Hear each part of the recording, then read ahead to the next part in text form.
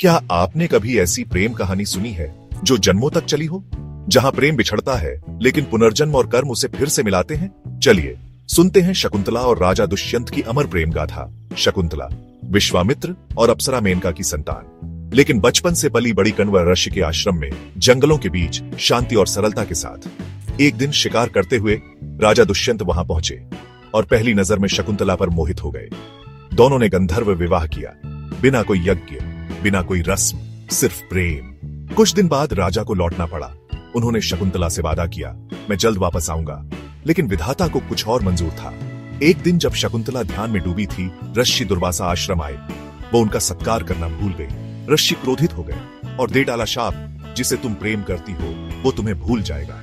हालांकि उन्होंने बाद में कहा, अगर कोई चीज उसे याद दिलाए तो स्मृति लौट आएगी। शकुंतला राजा के दरबार पहुंची, लेकिन दुष्यंत कुछ नहीं पहचान पाए। ना शकुंतला, ना विवाह, ना वादा। वो लौटी टूटी हुई, गर्भवती, और जंगल में एक गुफा में उसने एक पुत्र को जन्म दिया, भरत। ये वही भरत है जिसके नाम पर इस देश का नाम भारत पड़ा। समय बीता। एक दिन एक मछुआरे को एक अंगूठी मिली, वही अंगूठी जो शकुंतला ने राजा को दी थी। जैसे ही राजा ने अंगूठी देखी, उसकी सारी स्मृतियां लौट आई। वो पश्चाताप से भर गया।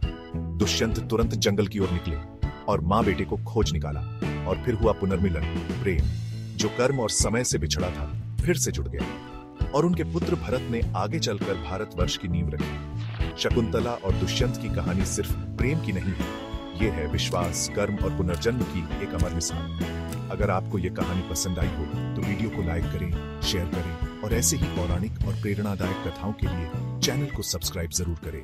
मिलते हैं अगली कहानी में।